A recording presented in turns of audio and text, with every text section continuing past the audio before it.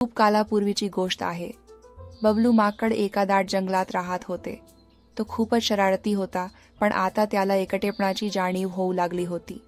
त्याला वाटले की आता त्याने लग्न करावं. बबलूची वधू शोधणे.